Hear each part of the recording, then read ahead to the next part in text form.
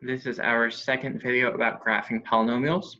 And the last video, we looked at the end behavior. So now we're going to start looking at the middle bits that wiggle between the two sides of the string. So the middle is really where the x-intercepts happen. So if we think of the x-axis, normally we would also draw in the y-axis, but right now I'm not interested in the y-axis because we're going to be talking about x-intercepts. So if you think of, well, let me draw a small example off to the side. So if this is our polynomial, x-axis, y-axis, notice it has an x-intercept. The end behavior doesn't care about the x-intercepts. They're different parts of the graph. Even if we draw another picture where it's like this, even though we can always decide the end behavior comes after we get to the zero. So this side is up, this side is also up. We don't have to look at the x-intercepts in order to determine the end behavior. So all of those wiggles, or at least the parts that we're able to graph without calculus, are where the x-intercepts would happen. So we have to think of the different ways that we could have an x-intercept. So we can start positive and then touch it and come back. Or we could start negative, touch it and come back.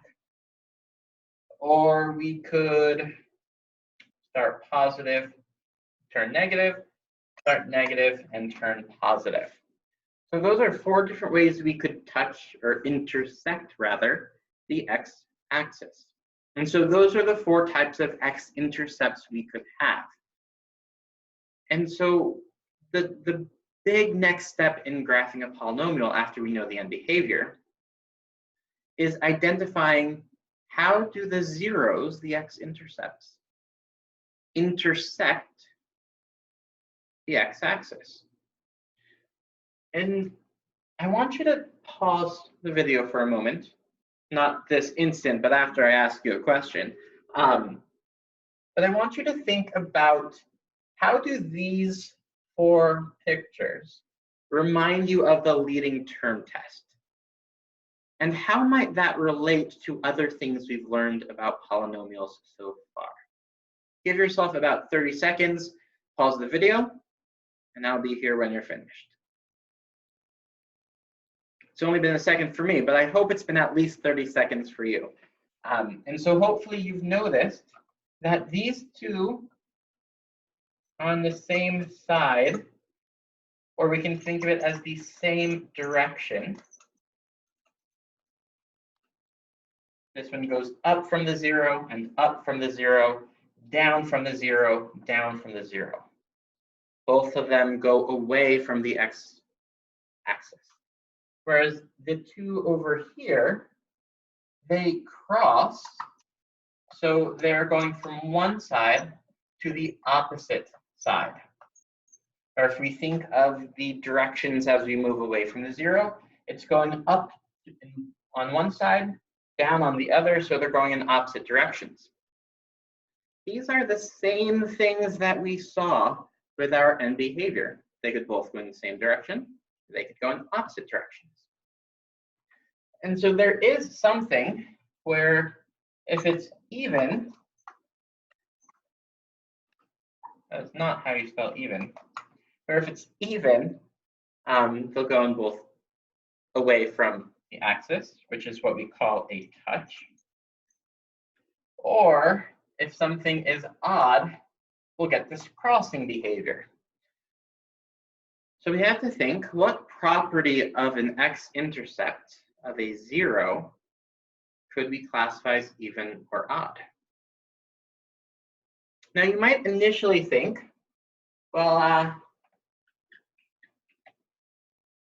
what about the zero itself? So let's say we've got 1, 2, 3. I'm going to make two different functions real quick. that both have an x-intercept at x equals 2. The first function is y equals x minus 2.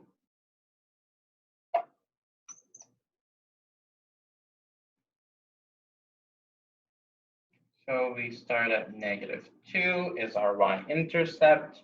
Go up 1 over 1, up 1 over 1. So this is y.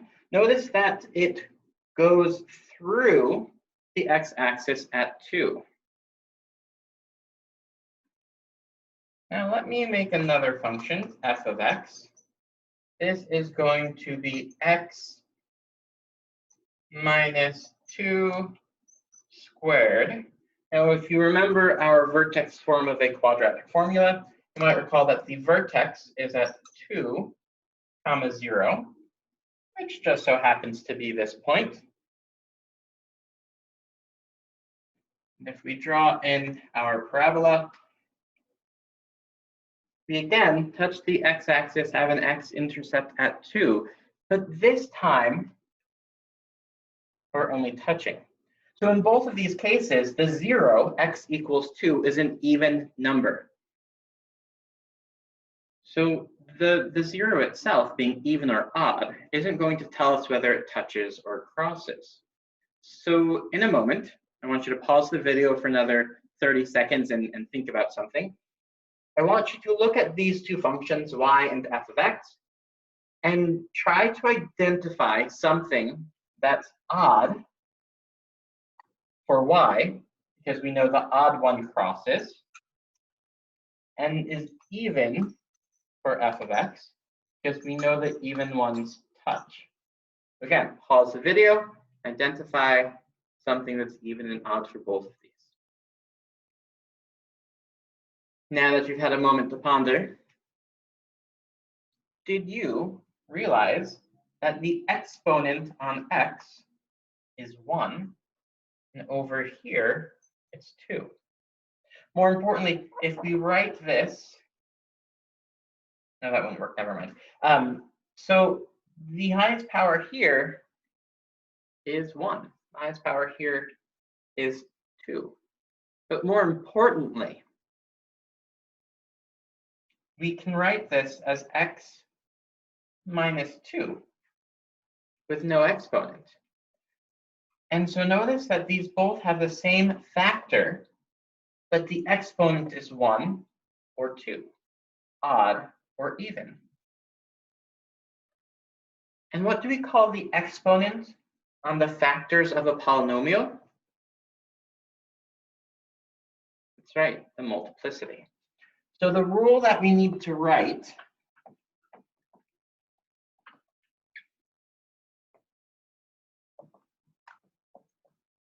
and this doesn't have a fancy name like the leading term test. I like to think of it as multiplicity and graphs. So if the multiplicity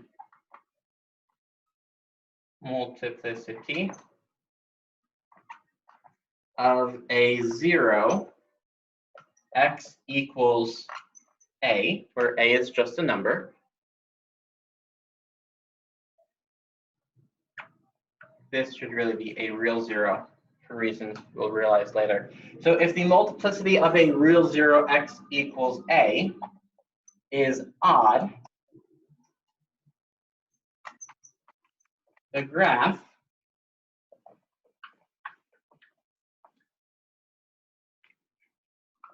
crosses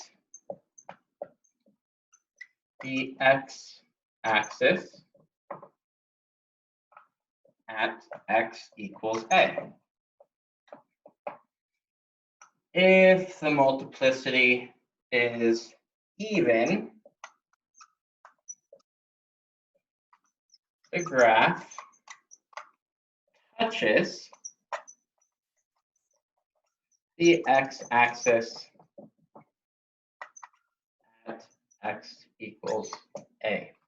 Now I'll leave this up here for a moment if you want to pause the video and write this down. So the rule is if the multiplicity of a real zero x equals a is odd, the graph crosses the x-axis at x equals a. And then same thing, if the multiplicity of a real zero x equals a is even, the graph touches the x-axis at x equals a. So again, take a moment, pause if you need to write this down. And then we're going to do a couple examples of identifying zeros and graph behavior. So often the way I would ask this question is identify the zeros, their multiplicities, and the graph's behavior at each x-intercept. So that's the instruction. We're going to identify the zeros, their multiplicities, and then how the graph behaves. So I have a few different polynomial functions written down. The first one is f of x equals x plus 3 squared times x plus 1 cubed 2x plus, minus 1 to the 4th power, and then x minus 2. And I miss my dry erase board in the classroom, which is much wider. It's easier to write longer equations. So this is our function. The first step is identify the zeros. So if we look at the factor x plus 3, x equals 3, negative 3 is our 0. Then we have x equals negative 1, x equals positive 1/2, and x equals 2. Now, oftentimes when I'm doing this just to graph a problem, I don't often write the x equals part, but I want to show that right here now, so that it's pretty clear that these are x values. And then the multiplicity, we look at the exponent. So the multiplicity is 2 for the first one, 3 for the second, 4 for the third, and no exponent means that the multiplicity is 1. And so the graph behavior, or just graph, depending on how you want to abbreviate it, looks at whether it's even or odd. So if the multiplicity is even, it's going to touch. That means it's going to hit the x-axis and turn back. Odd means cross. Even means touch. And odd again means cross. So if we expand this out to get the leading term, then we would now have enough information to graph the whole function. Because this touch cross is going to help us identify that wiggle in between the two ends. So we've got a couple more. And to save space, I'm just going to write really tiny, like y equals, so that it's still a function, but it's not using up so much space.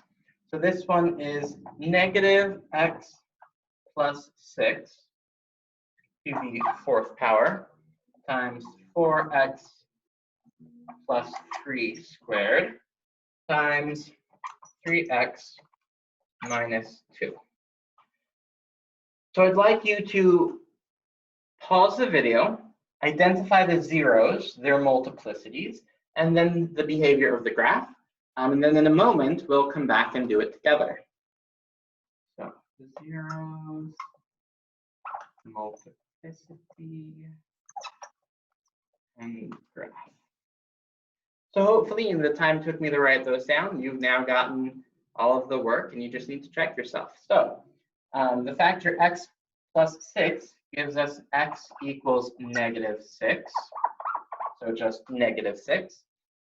This would give us a -3/4, and the last one, 3x minus 2, would give us +2/3.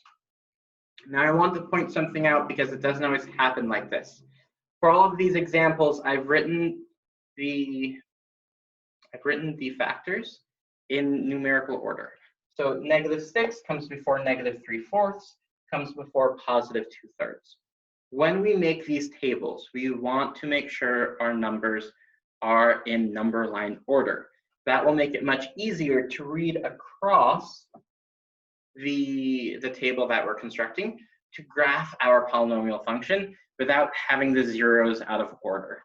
In the next video, when we go through some examples, we'll see how this all comes together more easily. The multiplicity for -6 is 4, which means even is a touch at the graph. The multiplicity for -3/4 is 2. Another even multiplicity means our x-intercept is a touch. And then multiplicity for 2/3 is 1, so this is a cross. So if you need to write any of this down, take a moment, pause the video. I'm going to move on to the last example that we're going to go over. I guess I can keep the table there. And hopefully be able to write this whole function because it's a long one. So it's x times x plus 3 squared times x minus 2 cubed x plus 6i and x minus 6i. All right, same as before. Pause the video, write zeros, their multiplicities, and then describe the graph's behavior. And now that you've paused the video and hit play again, let's go through this. And I've actually proven myself wrong because this time the factors do not go in numerical order. Because from this factor, we get -3, because -3 plus 3 gives us 0. But from our very first factor, we get the number 0. And then x minus 2 gives us +2. And we have -6i and +6i. Now I have to list the multiplicity of each of our zeros. The multiplicity of -3 is 2. The multiplicity of 0 is 1. The multiplicity of +2 is 3. The multiplicity of both of our imaginary zeros is just 1. So hopefully this is feeling a little bit more familiar. Multiplicity is even, we touch. Multiplicity is odd, we cross. Multiplicity is odd, we cross. Multiplicity is odd, we cross, except that's wrong. So pause the video, try to predict why is this last one wrong, even though the first 3 are correct.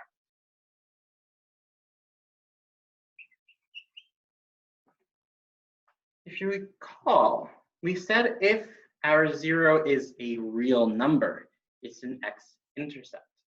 Imaginary numbers are not x-intercepts.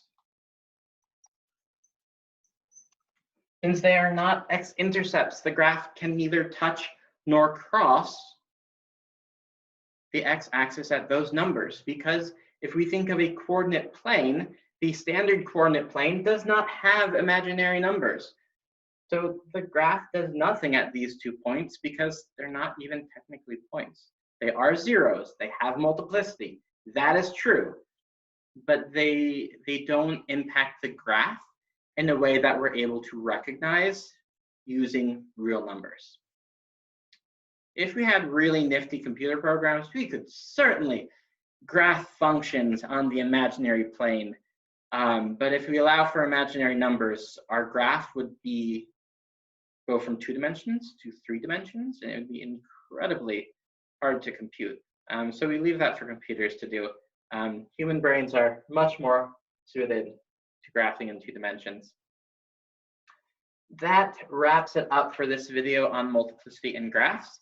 In our next few videos, we'll do some examples of how do we take an equation, a polynomial, and step by step move to its graph.